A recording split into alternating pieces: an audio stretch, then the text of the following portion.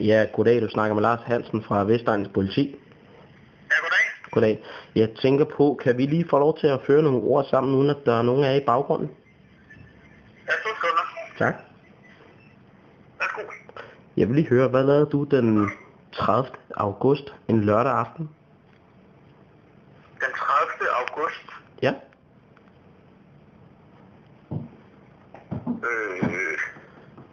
Det ved jeg ikke. Okay. Fordi at vi har observeret noget ude ved Herlev. Det er Herlev. Ja, en mørk Toyota Yaris.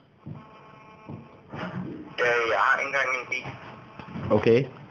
Er det Bjarke Willumsen? Ja. Og du bor ude i Skovlund, ikke?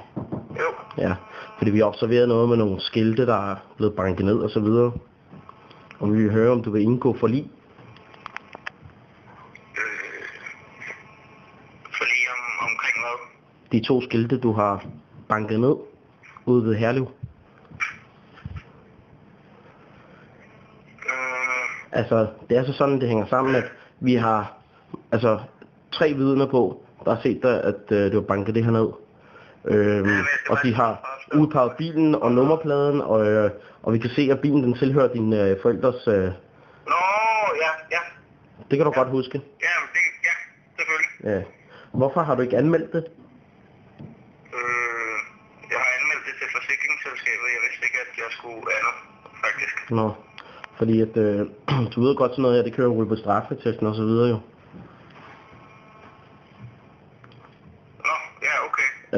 Desto mindre du... reglerne hænger sammen. Jeg anmeldte det bare til forsikringsselskabet. Ja, fordi vi kan jo indgå noget, fordi du ved, og vi skal jo have ordnet det her på en rigtig måde, og vi vil helst ikke have, at der sker der noget, vel? Og vi kan jo ordne det på den måde, at hvis du kommer herned til Albertslund politistation nu, jamen, så skal du bare tage fat i mig, og så kan vi jo ordne det på en nem, hurtig løsning, og så sige, det var det. Hvad siger du til det? Skal jeg sende taxa ud til Albertslund politistation nu, eller hvad? Eller kan jeg gøre det i morgen? Nej, det vil helst være lige nu, fordi jeg er på arbejde, og vi har observeret det her, og altså, der er jo ikke noget, der kan vente til i morgen jo. Nej, okay. Det er det samme, hvis jeg bakker ind i din bil, vil du så ikke skulle ordne det nu eller i morgen? Ja, selvfølgelig. Ja. Jamen, jeg vidste ikke, hvordan reglerne hænger sammen, så selvfølgelig. Ja, fordi at, der er jo en erstatning på de her skilte også jo. Ja. Som du skal erstatte jo. Jamen, det betaler jeg gerne. Ja, Ja. fordi der ligger faktisk en giro til dig her også på 55.000. På 55.000? Ja, 2 skilte, og de skal sættes ned i. Det er jo vejarbejde og alt muligt pis og lort og afspærringer, og jeg ved ikke hvad. Okay, ja. Så. Ja, okay. Men det undrer dig vel ikke?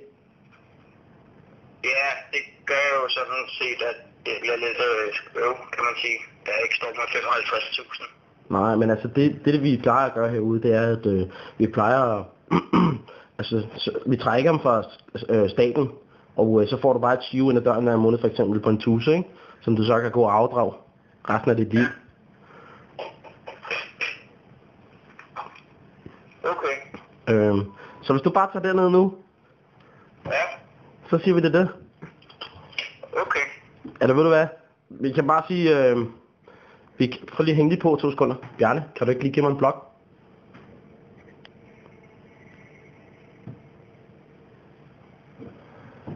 Prøv at se her, nu vil jeg gerne være flink imod dig, Bjarke, ikke? Ja. Nu går jeg ind og fjerner alt det her fra dig, sådan, så du ikke har noget med det at gøre. Men jeg vil gerne have næste gang, at du anmelder det selv. Ja, jamen selvfølgelig. Jeg vidste bare ikke, at jeg skulle anmelde det. Jeg anmeldte det bare til forsikringsselskabet, så troede jeg ligesom, at det var det. Bjarne, for helvede! Jeg sagde en blok! Ja, det må du undskylde. Det er bare lige overchefen der. Jamen, ja. Det er bare jo. Jeg tænkte på, det jeg gør nu, det er, at jeg går ind og sletter de 55.000. Ja.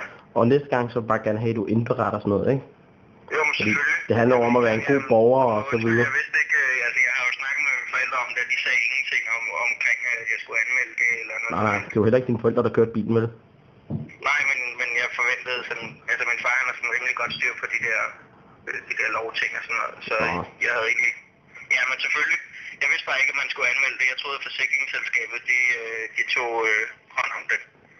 Ja, Men altså, du behøver ikke komme ud. Jeg sørger for at slette det hele. Og det er kun fordi, du er en dansker. Hvis det var en indvandrer, så er jeg fucking knippet ham, altså.